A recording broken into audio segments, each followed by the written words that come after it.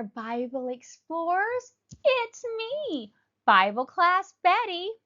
Well, buckle up because today's lesson is packed with action. Why, fire and one seriously strong guy with a wild story.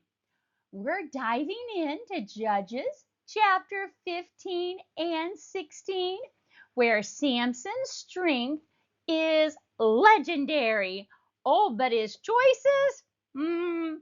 Well, let's just say they get him into some serious trouble. Before we dive into today's lesson, we need to take a moment to look at our vocabulary. You see, the Bible uses words we might not hear much anymore. Why, sometimes they mean something quite different than they used to. So let's make sure we understand them first. That way the message will be even clearer. Let's get started. Bowstrings. Bowstrings. Why, a bowstring is a strong cord that stretches across the bow to help it launch arrows. Why, it's like the muscle of the bow. When you pull it back and then let it go, it snaps.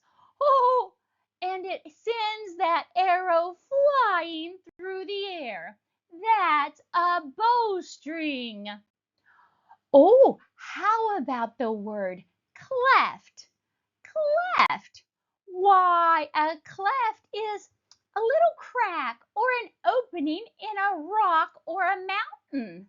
See right here? Yeah, cleft. It's like a hiding place. It's carved into stone.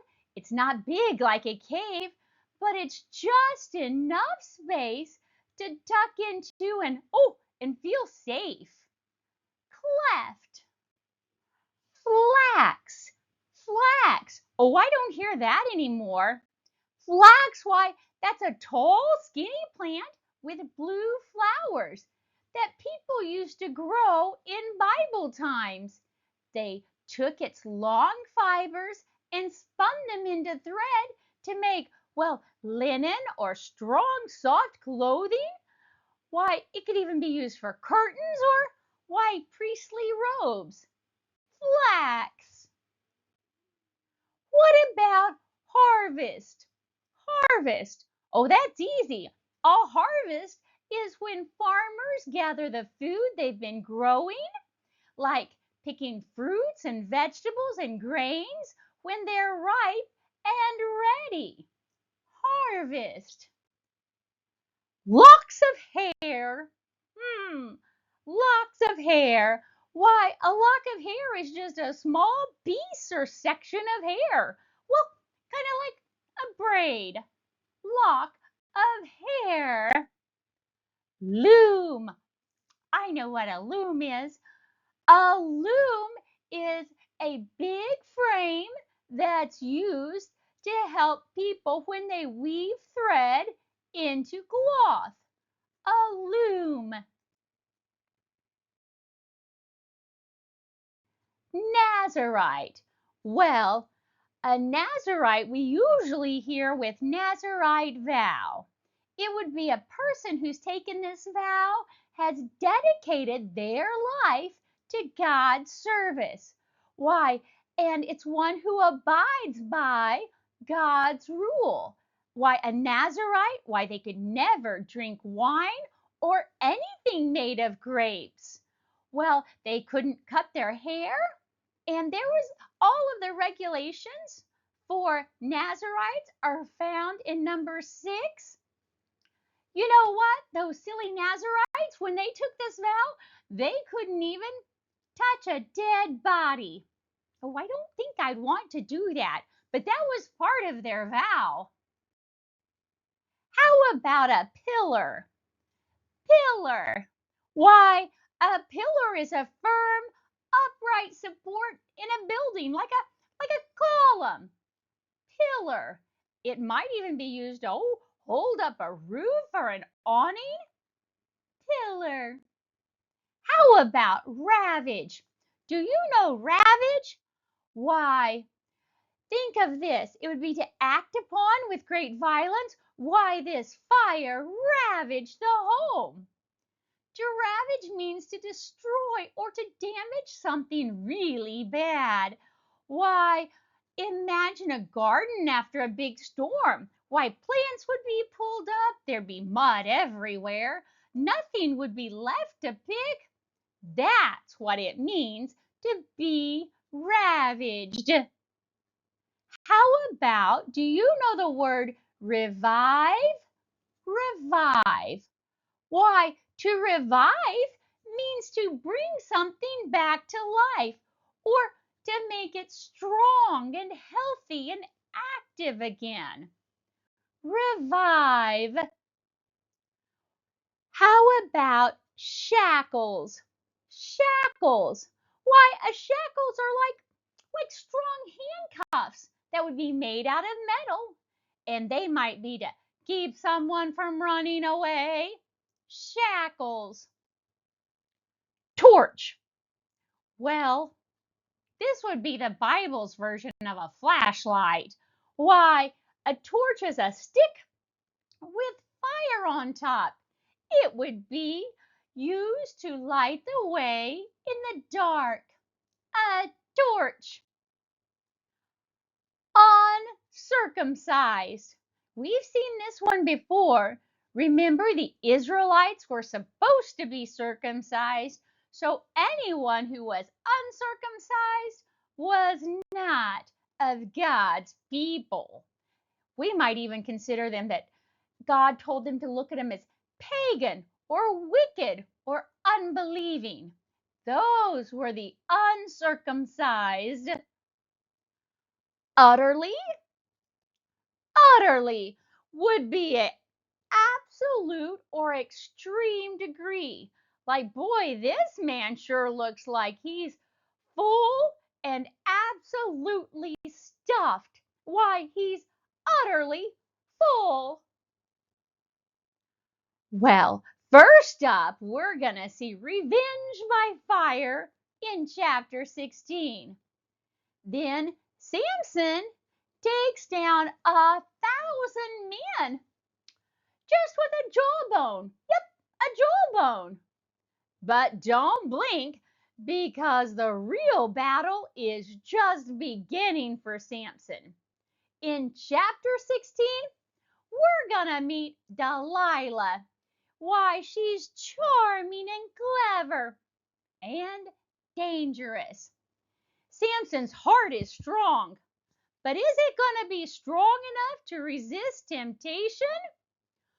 Oh, well, let's remember where we've been in our previous weeks so we understand where we're going today. And Israel did evil, so they are in slavery again. They cry out to the Lord in Judges 10. Jephthah vowed to make a sacrifice to heaven. It turned out it is his daughter in Judges 11. Say Shibboleth, the Israelites yell. 42,000 Ephraimites die in Judges 12. No wine, dead bodies, or haircuts is the Nazirite routine. Samson is born in Judges 13. A lion's carcass is definitely unclean. Samson uses it for a riddle in Judges 14. Well, when do the events in chapters 15 and 16 take place? Well, Judges 15 and 16 take place during a time of deep spiritual decline.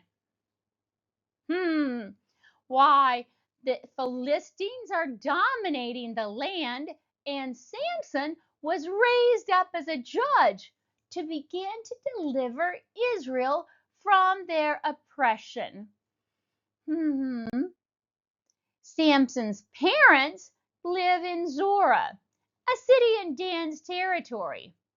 Samson's wife and father-in-law, remember, they lived in Timnah. We're going to read of Samson killing 1,000 Philistines in Lehi. So that's the small area we're covering in this lesson. Who will we meet in this lesson? Well, of course, there will be Samson. He was the 13th judge of Israel.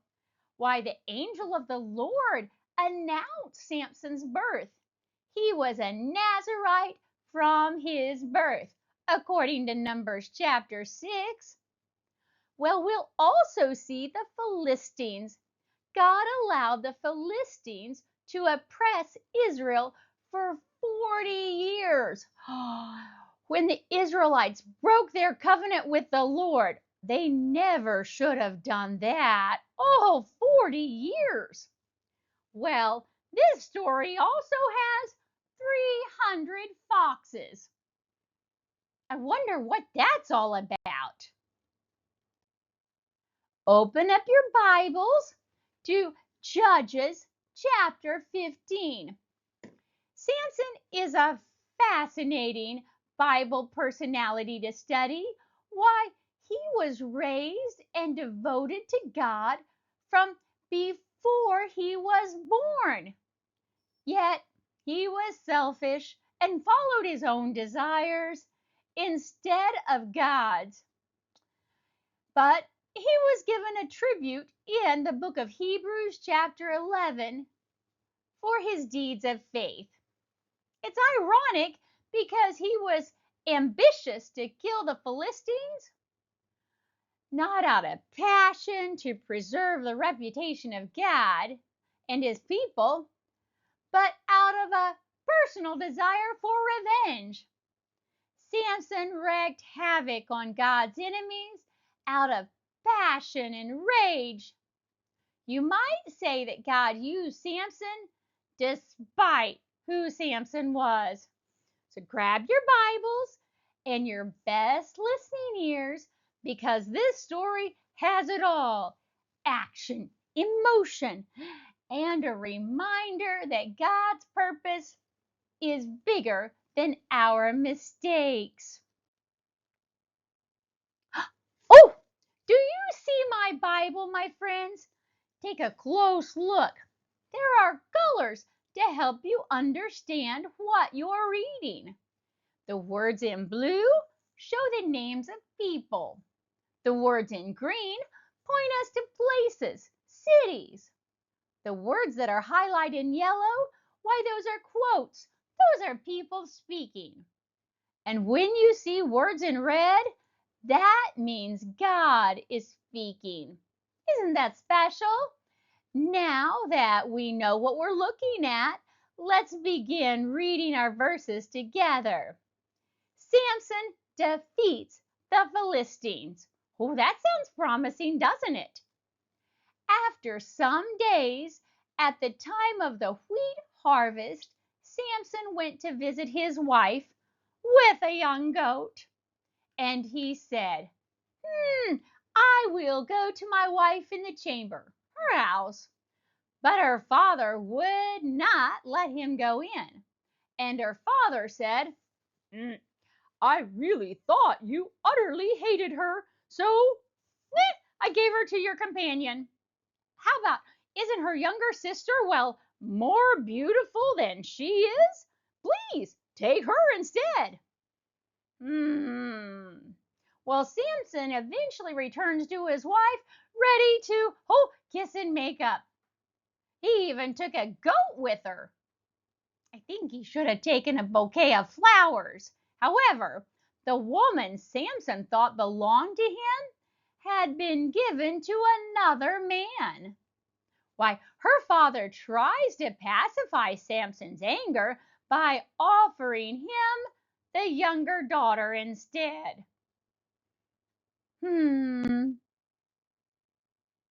When Samson said to them, "This time I shall be innocent in regards to the Philistines when I do them harm," So Samson went and caught 300 foxes.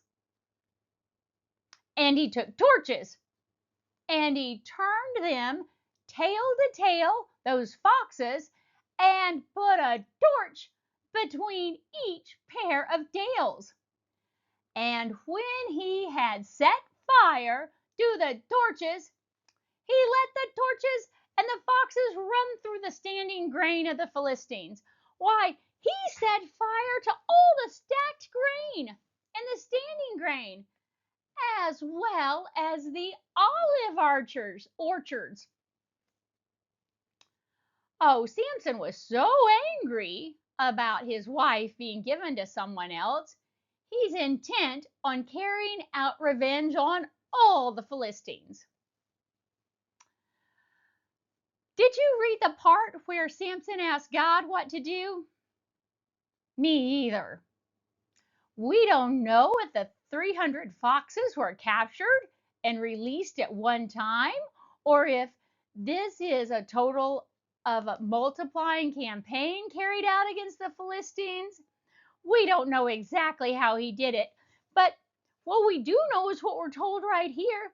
He captured foxes, put a torch between every two foxes' tails, tied them together, lit them, and sent them through the grain and the orchards.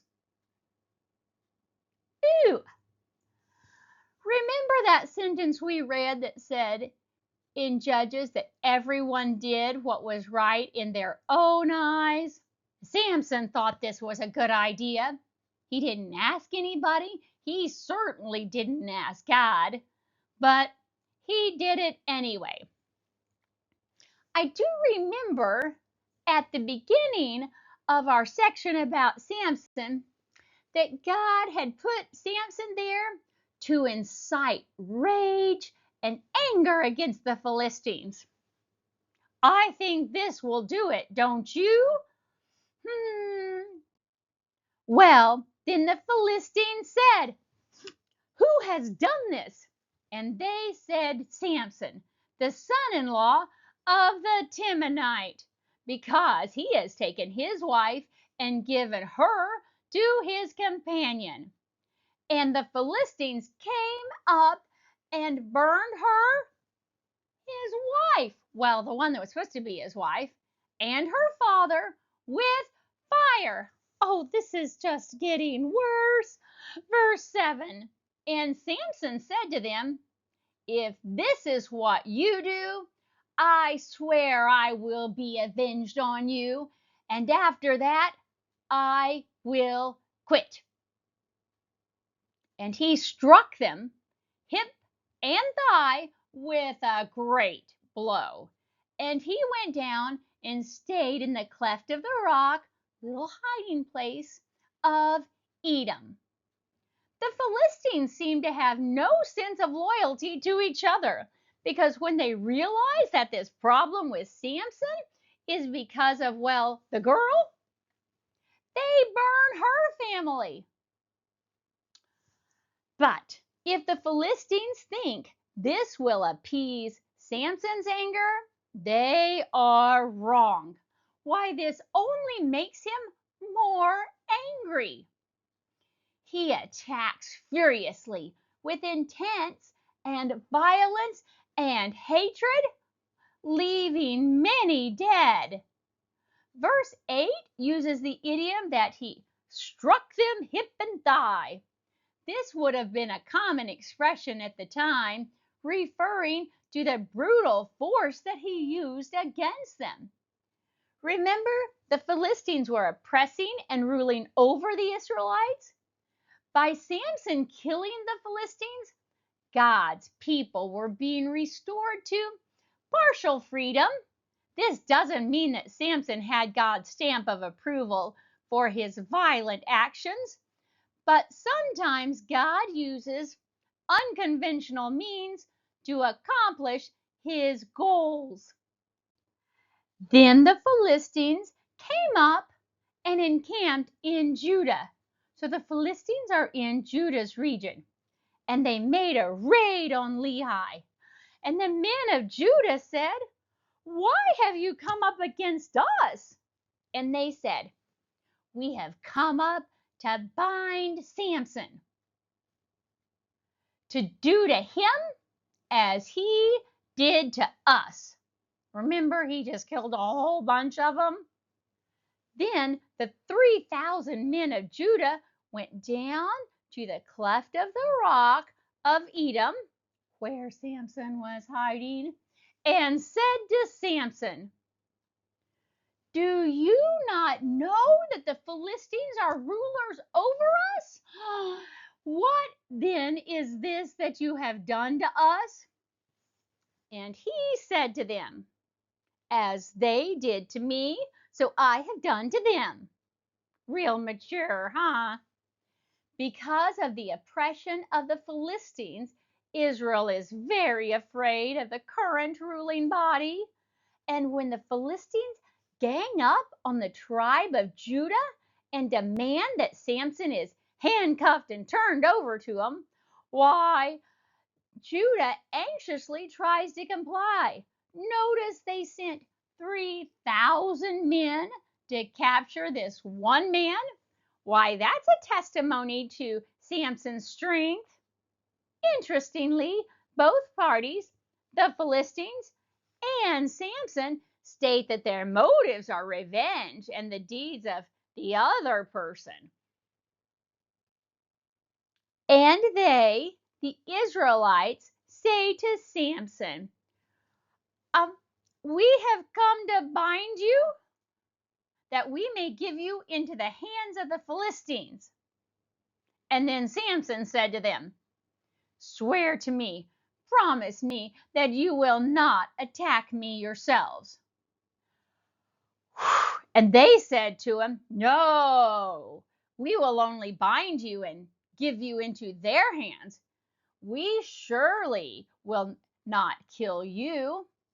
So they bound him with 2 new ropes and brought him up from the rock. Samson shows some strength of character in that he doesn't become angry over Judah for agreeing to turn him over, even though what he has done is fight their mutual enemy. Samson asks them not to harm him, not because he's afraid of them, but I think that's kind of an act of bravery. If the Israelites harmed Samson, he knew the Philistines would come out against him too.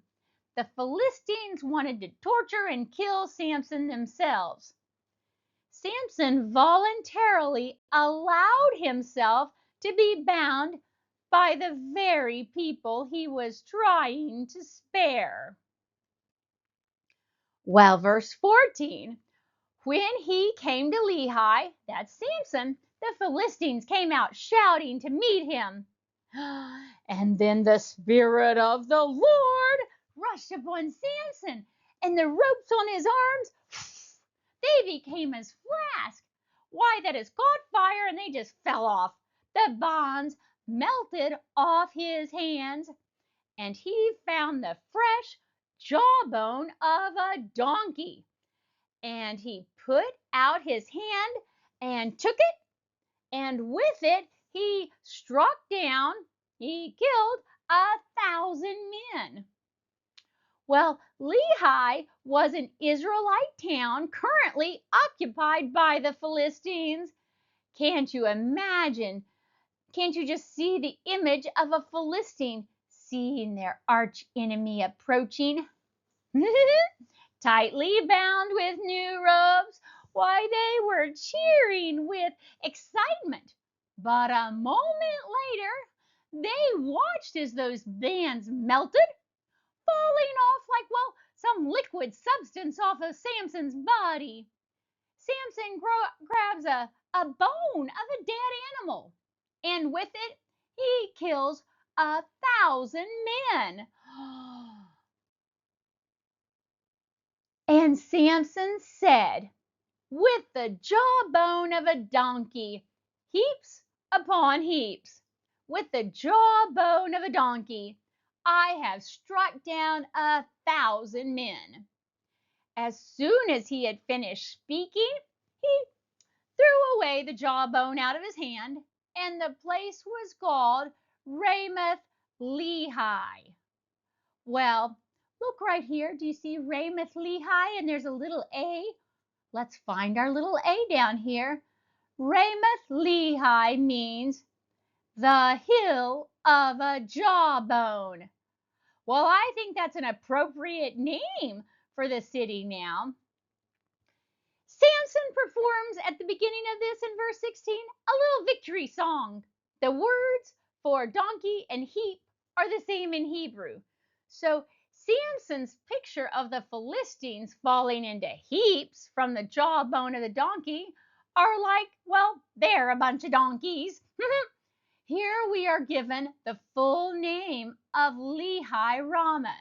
Remember that hill of a jawbone or Jawbone Hill after Samson's exploits. It is disappointing to note that Samson does not give any particular glory to God for the defeat of his enemy in this poem. It seems to revolve all around him and his personal accomplishments. Oh, Samson. Verse 18. Now Samson was very thirsty, and he called upon the Lord and said, You have granted this great salvation by the hand of your servant, and shall I now die of thirst and fall into the hands of the uncircumcised? Well, at least he did say that God gave him the salvation while he was complaining to God. And God split open a hollow place that is at Lehi, and water came out from it. And when he drank, his spirit returned, and he revived. Therefore, the name of it was in Hakore. It is at Lehi to this day. That in Hakore means spring of him who called. Again, woohoo! Samson acknowledges that God had something to do with his victory while, well, he complains of being thirsty. But God still opens up a water basin, causing water bubbles to refresh Samson to quench his thirst. And the place became known as the spring of him who called. Verse 20. And he, Samson, judged Israel in the days of the Philistines 20 years. This verse is short, but it's a conclusion of Samson's reign. He judged Israel for 20 years during the days of the Philistines, meaning when Israel's oppression was at its greatest. Let's see if there's a rhyme to help us remember chapter 15.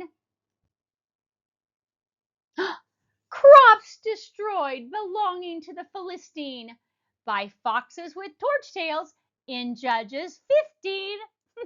That's clever. We're continuing with the story in chapter 16.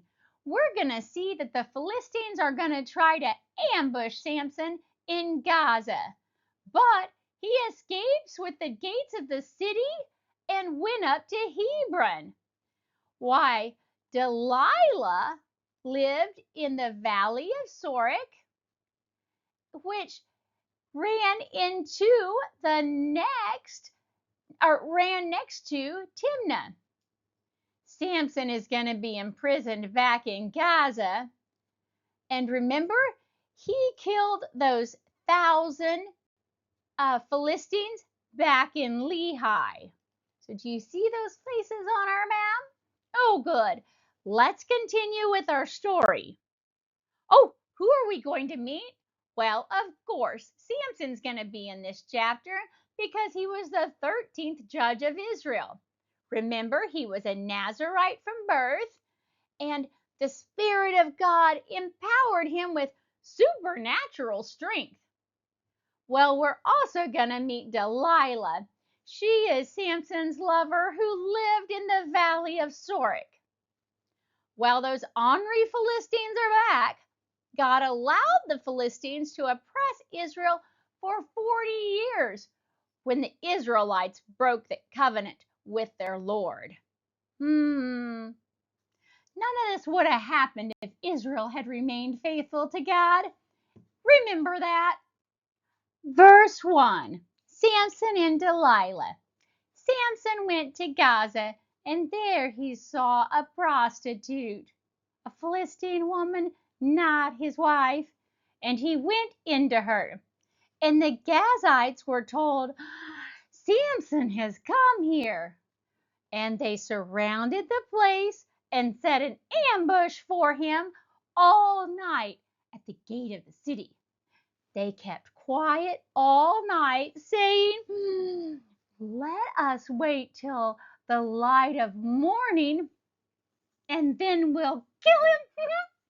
But Samson lay till midnight, and at midnight he rose and took a hold of the doors of the gates of the city and the two posts that held them in the ground, and pulled them up, bar and all. And he put it on his shoulders and carried them to the top of the hill that's in front of Hebron. Well, just in case you don't know, Gaza was the capital of the cities under Philistine domination. Samson seemed to have no fear of entering his enemy's stronghold. Maybe he's begun to take his strength for granted. Again, he's there to visit a prostitute, not something any man of God should be doing. Why, we see that Samson's now acted in revenge, in anger, in selfish pride, and is now carrying on with a Philistine. News quickly spreads that Samson is in the city, and the Philistines quickly come up with a plan to capture him in the morning. But Samson has no plans of being caught. He makes his exit in the middle of the night, pulling the posts of the city gate out of the ground.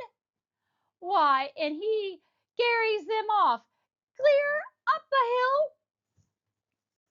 almost to Hebron. After this, he loved the woman in the valley of Sorek, whose name was Delilah. And the lords of the Philistine came to her and said to her, seduce her, convince him so that we may see where his great source lies, and by what means, how we can overpower him, that we may bind him up and humble him. And we will each give you 1,100 pieces of silver. Well, now we enter the tale of yet another woman in Samson's life. She's not his wife. Delilah was quite willing to compromise this relationship for the sake of money. Actually, the amount of silver the leaders offer is more than 140 pounds. Remember, this idol worshiping nation believes heavily in spells and charms, and if they only knew Samson's secret, they could find a counter curse to end his magic. They didn't understand God at all. Verse 6. So Delilah said to Samson, please tell me where your great strength lies, and how you might be bound that one could subdue you. Samson said to her, well, if they bind me with 7 fresh bowstrings that have not been dried, oh, I shall become as weak as any other man.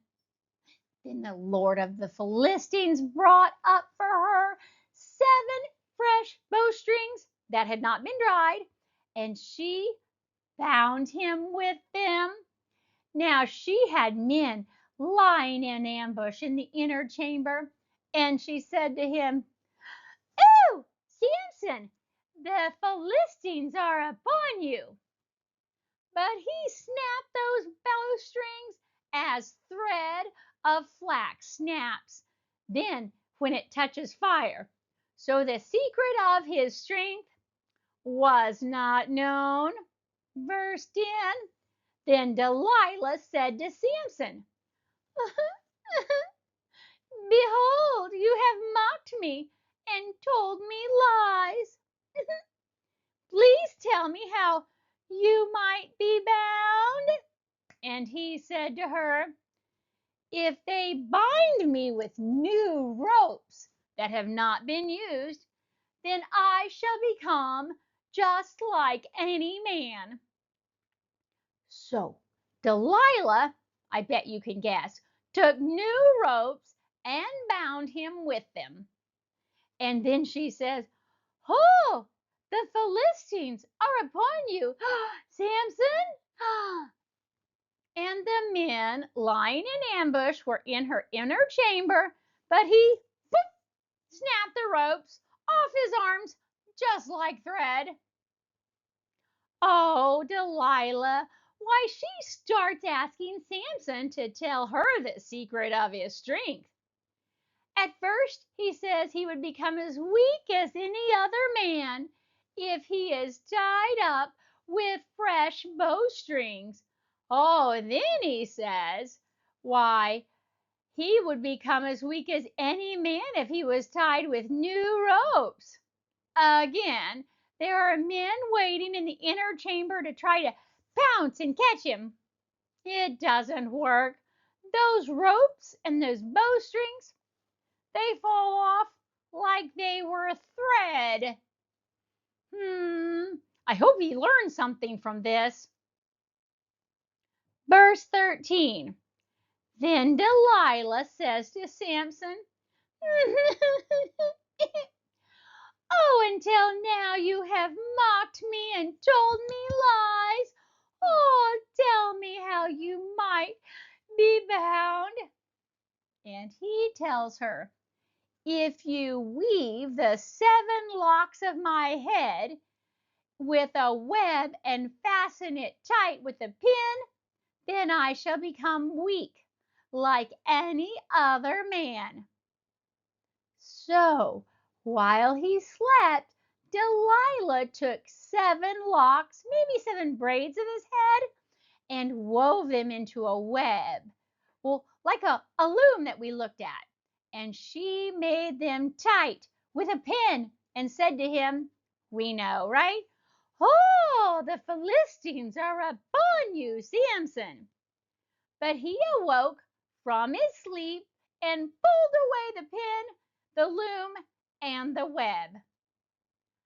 Finally, Samson inches closer to the truth. One proof of the Nazarite's commitment to the Lord is related to his hair. However, it has nothing to do with weaving or braiding them. This time, Delilah waits until Samson is asleep before crying out.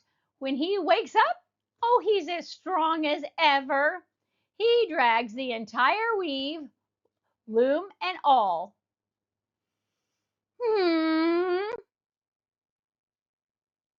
And she said to him, Delilah speaking, "How can you say you love me when your heart is not with me? You have mocked me these 3 times and haven't told me where your strength lies." And when she pressed him hard with her words, day after day, and urged him, his soul was vexed to death. Why, he couldn't take it. And he told her all his heart and said to her, "A razor has never come upon my head, For I have been a Nazarite to God from my mother's womb. If my head is shaved, then my strength will leave me, and I shall become weak like any other man. Why, over a period of time, Delilah wears Samson down. After all, if he loved her, there wouldn't be any secrets between him and her, the Israelite woman. Never mind that she hasn't told him about the bribe or the men that are hiding in her closet. A Nazarite willing to accept his restrictions of not cutting his hair, not drinking alcohol, not touching a dead body, because they set him apart as one who had a special relationship with God. Without God, Samson no longer had any gifts or abilities above those of an ordinary man. Verse 18. Then Delilah saw that he had told her with all his heart, and she sent and called the lords of the Philistines. Come again, for he has told me all that is in his heart. And the lords of the Philistines came up to her, and they brought her money in their hands. And she made him sleep on her knees. Picture his little head resting on her knees as she pats him. And then she called a man to shave off the 7 locks of hair on his head. She began to torment him, and his strength left him. And she said, "Oh, the Philistines are upon you, Samson." And he awoke from his sleep and said, "I will go out as the other times, and I will shake them off of me and be free." But he didn't know that the Lord had left him.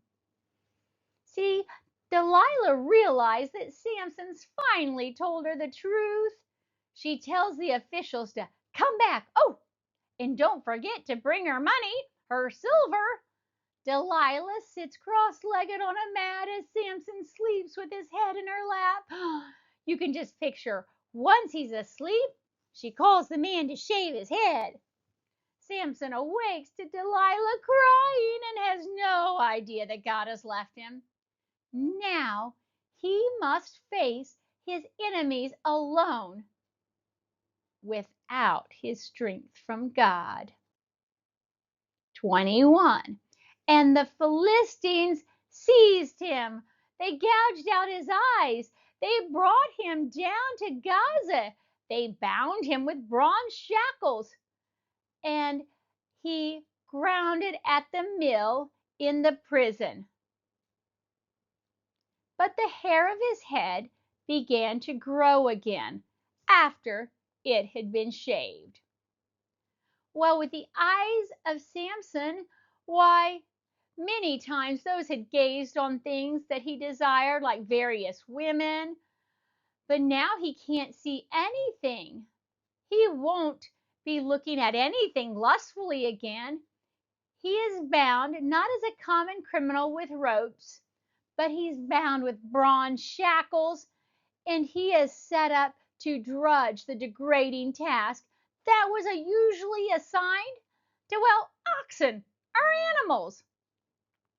Even when Samson loses everything, his strength, his sight, his freedom, oh, God isn't finished with him yet.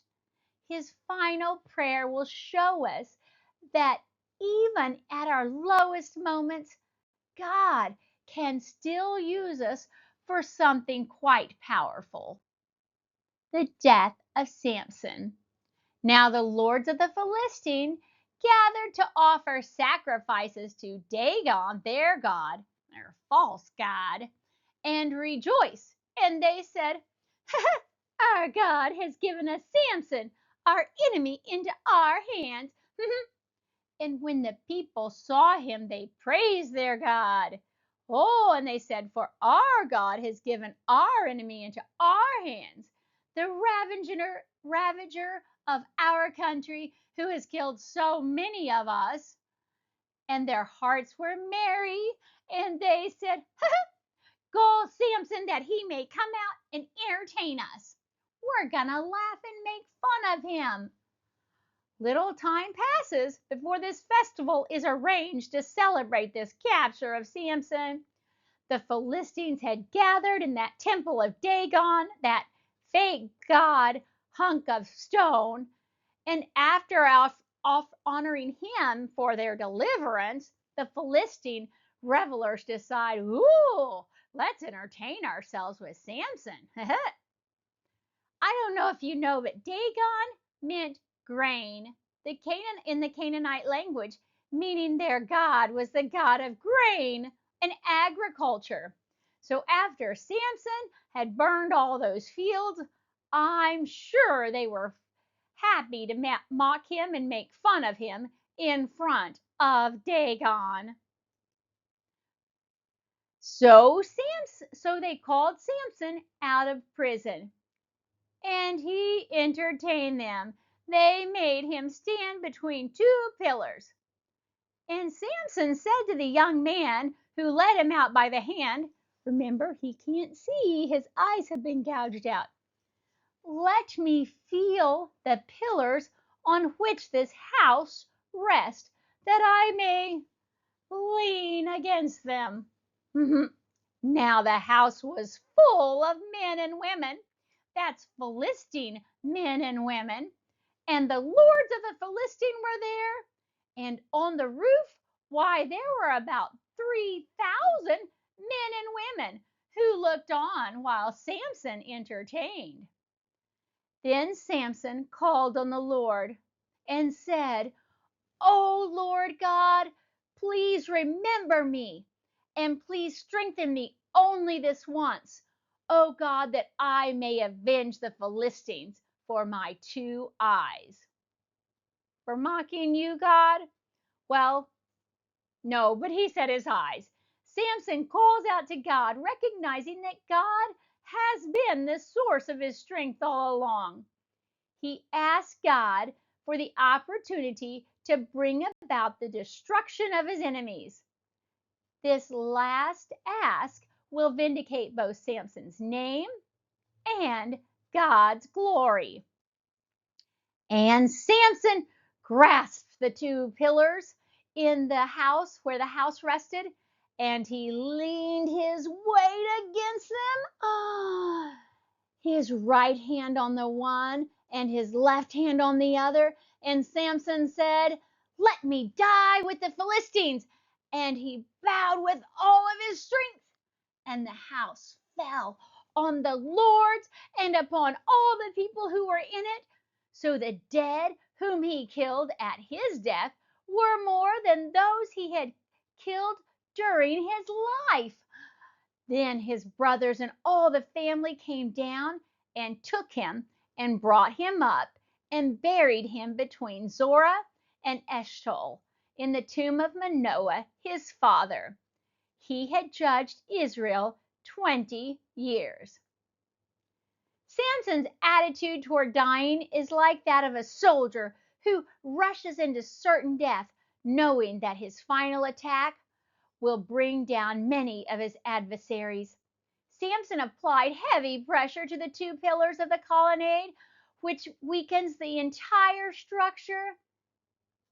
Samson obtained 2 decades of peace for Israel, for all the rulers and the lords of the Philistines would have been killed in this final act. They've got no one in charge.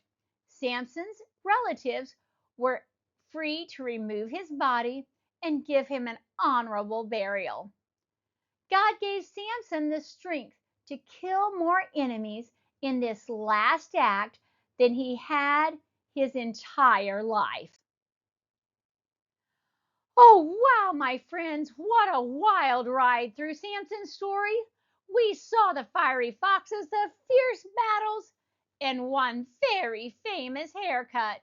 But more than that, we saw how God can use someone even with flaws, to do mighty things. God answers our prayers.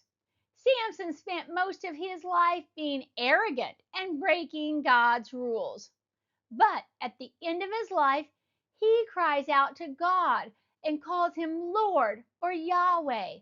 God hears Samson and gives him the strength to ask for what he needs.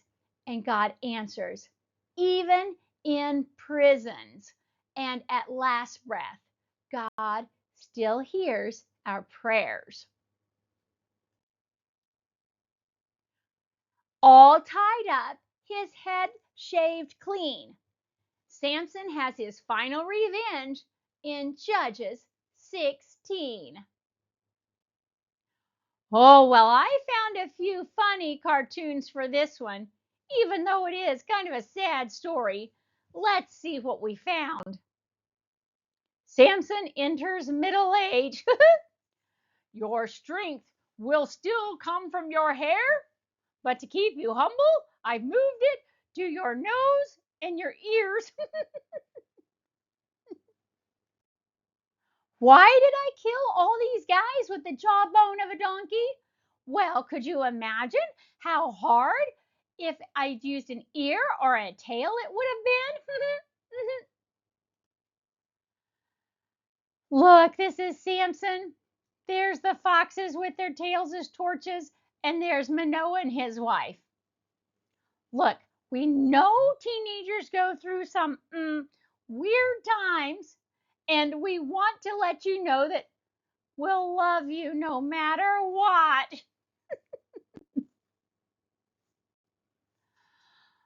Samson talking to, I guess, his counselor. I've always had this weird fear of barbers. Whoa, Samson, I think you need to cut back on your caffeine intake. So, how many of you skinny little guys would pay for Delilah's made wig from the hair of Samson? We'll start the bidding at 1,000. And that's the story of how your great great grandpa's jawbone fought the Philistines.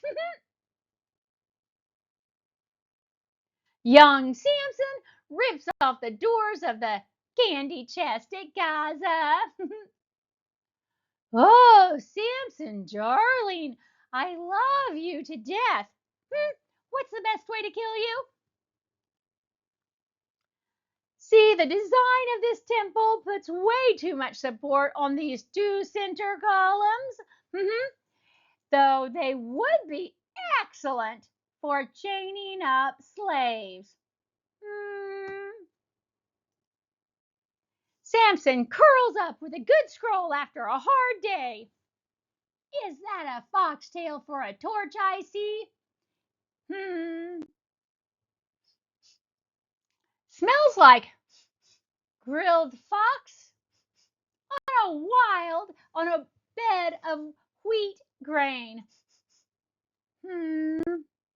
Okay, if you're in my class, my friends, your homework for this week is going to be the study guide for chapters 7 and 8. And remember, keep reviewing those chapter heading cards. You want to keep working on all of the headings for Joshua and the chapter headings for Judges 1 through 16. Well, Samson made some mistakes, big ones, but in the end, he turned back to God. And that's the heart of this story. No matter how far we fall, God hears us when we call. His strength is bigger than ours, and his mercy never runs out.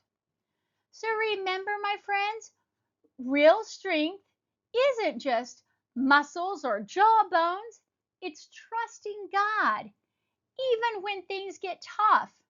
Keep your hearts brave, your choices wise, and your eyes on the one who gives you true power. This is Bible Class Betty. I'll see you next time. Bye bye.